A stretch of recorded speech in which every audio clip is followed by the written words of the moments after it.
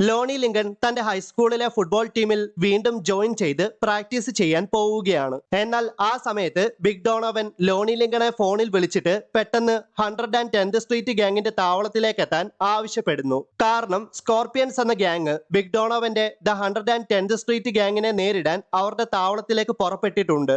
സ്കോർപിയൻസിനെ തടയാൻ the 110th street ഗ്യാങ്ങിലെ members എല്ലാവരും താവളത്തിൽ ഉണ്ടാവണം. ലോണി ലിങ്കണെ കൂട്ടിക്കൊണ്ടു പോകാൻ big Donovan the 110th street ഗ്യാങ്ങിലെ മെമ്പറായ ബുൾഡോസറിനെ അയച്ചിട്ടുണ്ട്. ഈ പ്രാവശ്യം കൂടെ തന്റെ ഫുട്ബോൾ ടീമിന് വേണ്ടി കളിക്കാൻ സാധിച്ചില്ലെങ്കിൽ താൻ ഈ ടീമിൽ നിന്ന് പുറത്താകുമെന്നൊക്കെ ലോണി ലിങ്കൺ ബിഗ് ഡോണോവനോട് പറയുന്നുണ്ടെങ്കിലും ബിഗ് ഡോണോവൻ അതൊന്നും കാര്യമാക്കുന്നില്ല.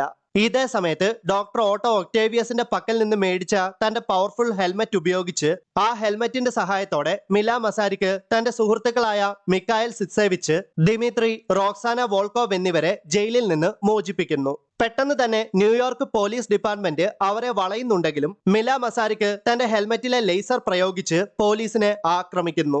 ആ സമയത്ത് മിഖായൽ സിറ്റ്സേവിച്ച് മില മസാരിക്കിന് ദ യൂണിക്കോൺ എന്ന പേര് സജസ്റ്റ് ചെയ്യുന്നു. ദ യൂണിക്കോൺ എന്ന പേര് മില മസാരിക്കിന് ഒരുപാട് ഇഷ്ടപ്പെട്ടു. അതിന്റെ സന്തോഷത്തിന് അവൾ തന്റെ ഹെൽമെറ്റിലെ ലേസർ പ്രയോഗിച്ച് വീണ്ടും ആക്രമണം നടത്തുകയാണ്.